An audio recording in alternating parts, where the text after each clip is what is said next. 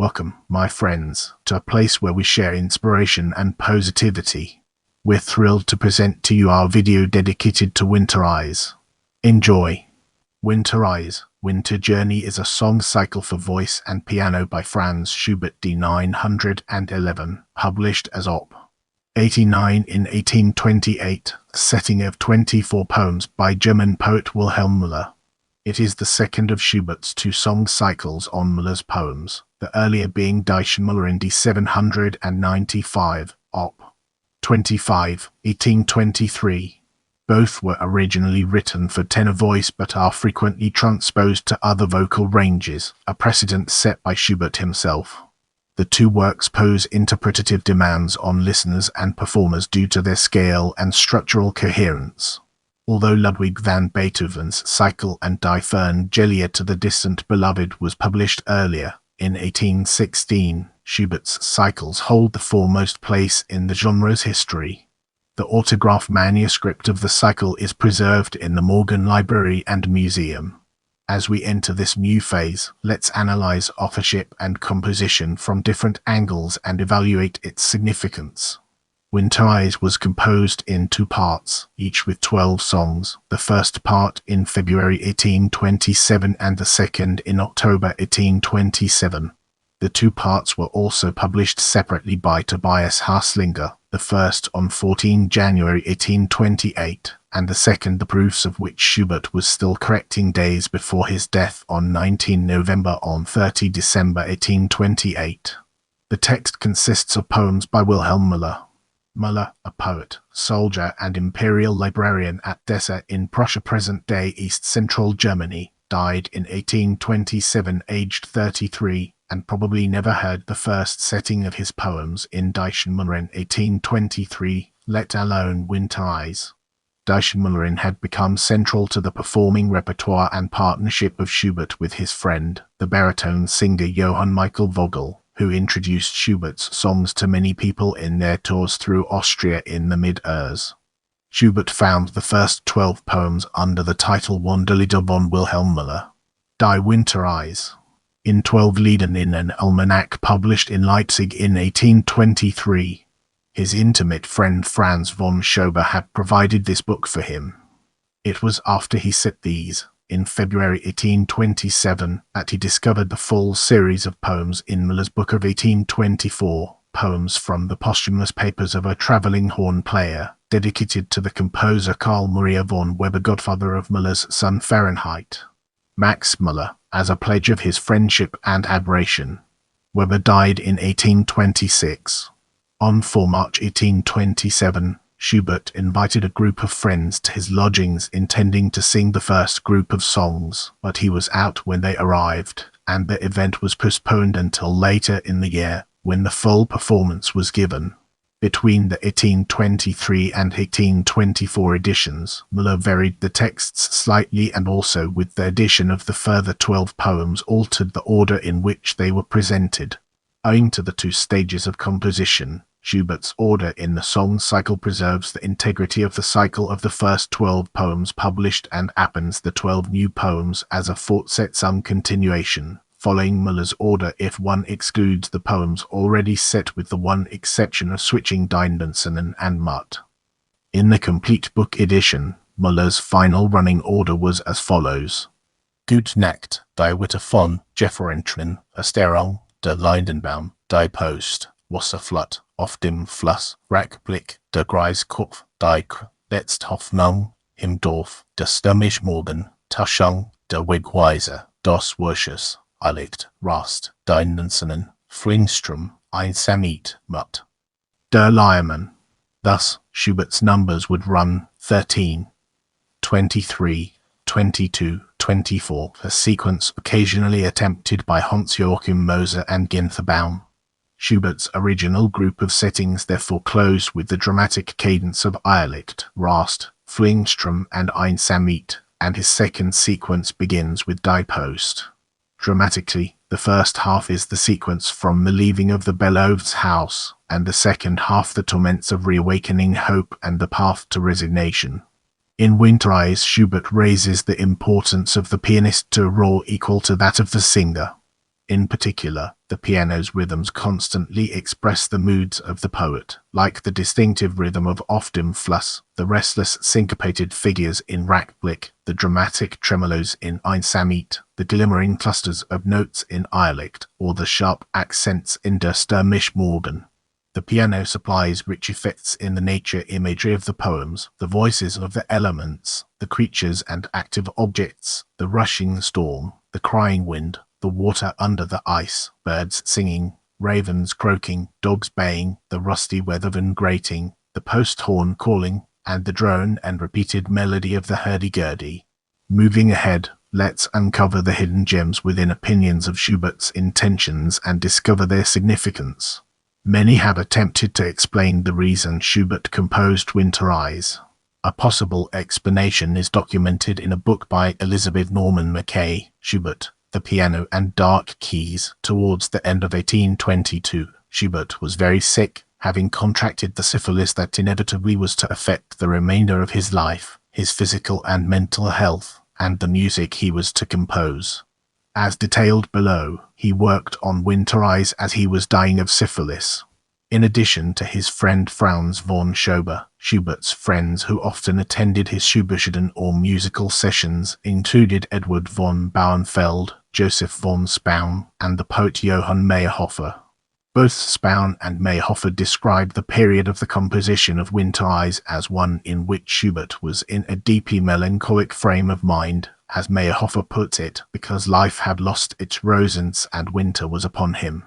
Spaun tells that Schubert was gloomy and depressed, and when asked the reason replied, "Come to Schober's today and I will play you a cycle of terrifying songs. They have affected me more than has ever been the case with any other songs."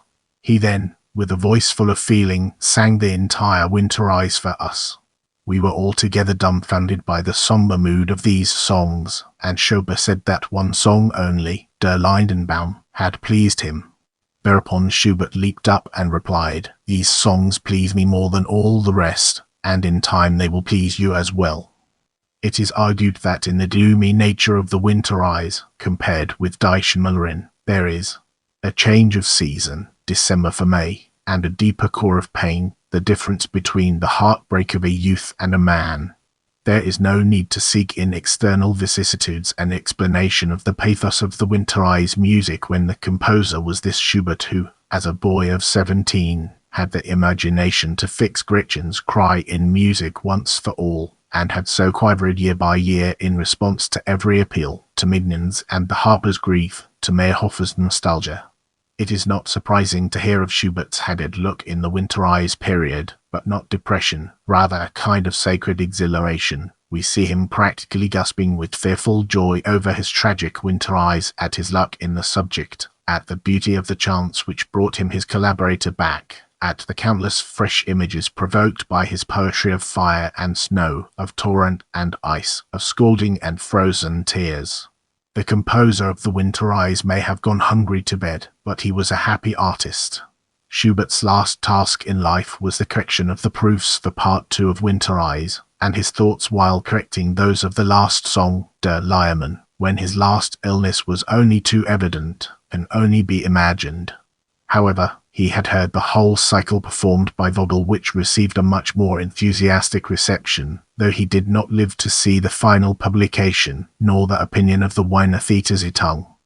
Müller is naive, sentimental, and sets against outward nature a parallel of some passionate soul state which takes its color and significance from the former. Schubert's music is as naive as the poet's expressions. The emotions contained in the poems are as deeply reflected in his own feelings, and these are so brought out in sound that no one can sing or hear them without being touched to the heart. Eleanor Gerhardt said of the Winterreise, "You have to be haunted by this cycle to be able to sing it." Without wasting any more time, let's jump into the fascinating world of nature of the work. Thumb uprighter first page of the autograph score of Der Lion in his introduction to the Peters edition with the critical revisions of Max Friedlander. Professor Max Müller, son of the poet Wilhelm Müller, remarks that Schubert's two song cycles have a dramatic effect not unlike that of a full-scale tragic opera, particularly when performed by great singers such as Jenny Lind Müllerin or Julius Stockhausen Winterreise.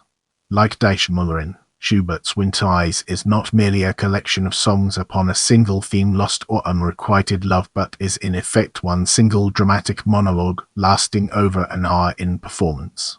Although some individual songs are sometimes included separately in recitals, e.g. Gute Nacht, Der Lindenbaum and Der Lion, it is a work which is usually presented in its entirety. The intensity and the emotional inflections of the poetry are carefully built up to express the sorrows of the lover, and are developed to an almost pathological degree from the first to the last note, something explored along with the cultural context of the work by the tenor Ian Bostridge in Schubert's Winter Journey, Anatomy of an Obsession. Over the course of the cycle, grief over lost love progressively gives way to more general existential despair and resignation. The beloved is last directly mentioned only halfway into the work, and the literal Winter's Journey is arguably at least in part allegorical for this psychological and spiritual one. Wintry imagery of cold, darkness, and barrenness consistently serve to mirror the feelings of the isolated wanderer. The cycle consists of a monodrama from the point of view of the wandering protagonist, in which concrete plot is somewhat ambiguous. After his beloved falls for another, the grief-stricken young man steals away from town at night and follows the river and steep ways to a charcoal burner's hut, where he rests before moving on. He comes across a village, passes a crossroads, and arrives at a cemetery. Here, being denied even the death on which he has become fixated, he defiantly renounces faith before reaching a point of resignation. Finally, he encounters a derelict street musician, the only instance in the cycle in which another character is present. The mysterious and ominous nature of the musician, along with the question posed in the last lines, leave the fate of the wanderer open to interpretation. The two Schubert cycles, primarily for male voice, of which Winterreise is the more mature, are absolute fundamentals of the German Lied, and have strongly influenced not only the style but also the vocal method and technique in German classical music as a whole. The resources of intellect and interpretative power required to deliver them, in the chamber or concert hall, challenge the greatest singers. In the upcoming section, we'll be dissecting workings by others and exploring its intricate connections to our topic. Franz Liszt transcribed 12 of the songs in the cycle for piano S561, rearranging their order: 1. Gute Nachts, 4. Asterungs, 5. Der Lindenbaums, 6. Wasserfluts, 13. Die Posts, 17. Im Dorfs, 18. Der Stürmisch Morgens, 19. Taschungs, 21. Das Worsches, 22. Mutt, 23. Deinensens, and 24. Der Lions. He may have intended to transcribe them all. See also transcriptions by Franz Liszt. Leopold Godowski made a number of piano transcriptions of Schubert's songs. The only one from Winterreise was the first song. Gute Nacht. Maury Yeston based his musical theatre song cycle, commissioned by Carnegie Hall for its centennial December songs on Winterreisen's Zender, orchestrated a version of the cycle in 1993, altering the music in the Prussians. Joseph created in 2001 a version for tenor and string quartet.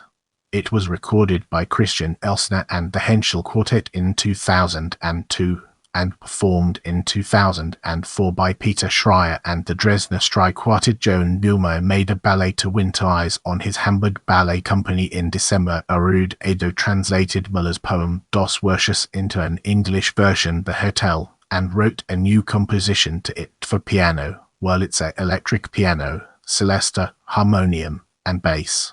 It was recorded by Ruud Edo and Nighthawks at the Diner at the Whistlewood Studios in 2002, and released on the album Transit. Cellophanio Boyce Norman Forget made a unique chamber version for accordion and wind quintet including bass clarinet, oboe d'amore and broke horn, recorded in September 2007 by tenor Christoph Pagadian, accordionist Joseph Petrick and the Montreal Ensemble Pentadre. It was performed at the Hohenems Schubert, Austria 2009, and the Berlin Philharmonic Chamber Music Series with the Berlin Philharmonic Wind Quintet Def Actor Horst Dietrich translated the cycle of poems into Austrian Sign Language in 2007 and presented it on stage in a production of ARBOS Company for Music and Theatre directed by Herbert Dantschacker, with Rupert Bowman bass baritone and Gert Hecker piano, in 2008 in Vienna and Salzburg, and in 2009 in Villach. Eric Burkhardt, Alec Duffy and Dave Malloy created an Obie Award-winning theatrical adaptation of the cycle, Three Pianos, directed by Rachel Chalkin. The show played at the Ontological Theatre and New York Theatre Workshop in 2010 and the American Repertory Theatre in 2011. Inspired by Der Lion, the last song of Winterreise, arranged the cycle for voice and hurdy-gurdy, and recorded it in 2010 with soprano Keith Canna's 2013 album Le Voyage de Hiver was a French-language reimagining of Winterreise, a new version of the entire cycle for voice and accordion. 2014 features indie rock singer Corn Moe and accordionist William Schimmelkernel Morrison and Connor Linehan combined songs from Winterreise translated into English by Stephen Clark with Georg Schner's Woisig in a music theatrical production, Woisig in Winter, which was produced by Landmark Productions and performed at the Galway International Arts Festival, the Barbican Centre, London, and the Dublin Theatre Festival in 2017. The cast was led by Patrick O'Kane and Camille O'Sullivan. Other leading cast members included Rissaline Linehan, Barry McGovern and Stephen Brennan. Covenant, a Swedish synth-pop industrial band, released Der Lion on their 2000 single United States of Mind. British translator and lyricist Jeremy Sand produced an English translation that was recorded by baritone Roderick Williams and pianist Christopher Glynn. In a composer and conductor Massimiliano Matesic made an orchestral version of the cycle, which premiered in Zurich on December 29, 2018. In the following segment, we'll be examining editions in greater detail. Besides reordering Müller's songs, Schubert made a few changes to the words. Verse 4 of Asterung in Müller's version read, Mein Herz ist wie erfroren frozen instead of dead. Eilicht verse 2 read unsere Frühen, unsere when pains instead of sorrows, and der Weg weiser verse 3 read weiser stern auf den Strassen roads instead of paths. These have all been restored in Mandichevsky's edition, the widely available Dover score, and are offered as alternative readings in Dietrich Fischer-Disker's revision of Max Friedlander's edition for Peters. A few of the songs differ in the autograph and a copy with Schubert's corrections. Wasserflut was transposed by Schubert from Fahrenheit minor to East minor without alteration. Rast moved from D minor to Celsius minor, and Einsamit from D minor to B minor, both with changes to the vocal line. Mutt was transposed from A minor to G minor. Der Lion was transposed from B minor to A minor. The most recent scholarly edition of Winterreise is the one included as part of the Brennreiter New Schubert edition, edited by Walther, Volume 3, which offers the songs in versions for high, medium, and low voices. In this edition, the key relationships are preserved. Only one transposition is applied to the whole cycle. The following table names the keys used in different editions. Class-Wicketable Styler Text Aline Center. Published transpositions. Rauspan Song. Autograph and copy. Cosman Peters edition of Friedländer 1884. Schirmer Autograph Lois Styler Text Aline Lift 1. Dutnack D minor B minor A minor Celsius minor Styler Text Aline Lift 2. Die Witterphone minor Fahrenheit minor D minor Fahrenheit minor Styler Text Aline Lift 3. Jefferentranen Fahrenheit minor D minor B minor D minor Styler Text Aline Lift 4. Asterung Celsius minor G minor A minor Styler Text Aline Lift 5. Der Lindenbaum East major D major Celsius major East major Styler Text Aline Lift 6. Wasserflut Fahrenheit minor, changed to East minor Celsius minor B minor Celsius minor Styler Text Aline Lift 7. Often plus East minor Celsius minor minor Celsius minor Styler Textaline Luft 8. Rackblick G minor East minor D minor East minor Styler Textaline Luft 9. Eilich B minor G minor Fahrenheit minor G minor Styler Textaline Luft 10. Ras D minor, changed to Celsius minor A minor G minor A minor Styler Textaline Luft 11. Flingstrom A major Fahrenheit major G major Styler Textaline Luft 12.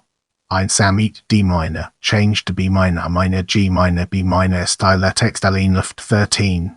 Die Post East major B major G major B major Styler Textaline Luft 14. Der Kreiskopf Celsius minor A minor Celsius minor Styler Textaline Luft 15. Die Celsius minor A minor G minor B minor Styler Textaline Luft 16. Letzthoffnung East major Celsius major B major D major Styler Textaline Luft 17. In Dorf D major Celsius major B major D major Styler Textaline Luft 18. Der Stürmisch Morgen D minor Celsius minor B minor D minor Styler Textaline Luft 19. Taschung A major G major A major Styler Textaline Luft 20. Der Wegweiser G minor East minor D minor East minor Styler Textaline Luft 21. Das Wisches Fahrenheit major East major D major Fahrenheit major Styler Textaline Luft 22. Mutter minor, changed to G minor Fahrenheit minor D minor Fahrenheit minor Styler Textaline Luft 23. Deinmünzenen A major Fahrenheit major A major Styler Textaline Luft 24. Der Lyman B minor, changed to minor Fahrenheit minor G minor. In the next portion, we'll be immersing ourselves in the realm of enduring influence and examining its broader implications. Schubert's Winterreise has had a marked influence on several key works, including Gustav Mahler's Lieder eins Fahrenden Gesellen and Benjamin Britten's Night Piece. In 1991, Maury composed both the original music and text of December Songs, a song cycle influenced by Winterreise, on commission from Carnegie Hall for its centennial celebration. In 1994, Polish poet Stanisław Barachek published his poems, entitled Podróżnicy, which apart from one translation of a work by Müller were inspired by Schubert's music. 2020 Deutschlandfunk presents a new production of the Winterreise by August and Domben.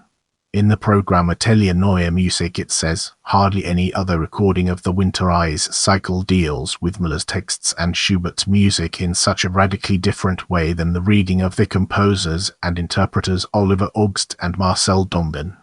The focus of the arrangements is not the brilliantly polished beautiful sound of centuries-old traditional musical tradition, but rather its strict breakthrough in order to gain a new, undisguised access to the topicality of old texts and the core of the music.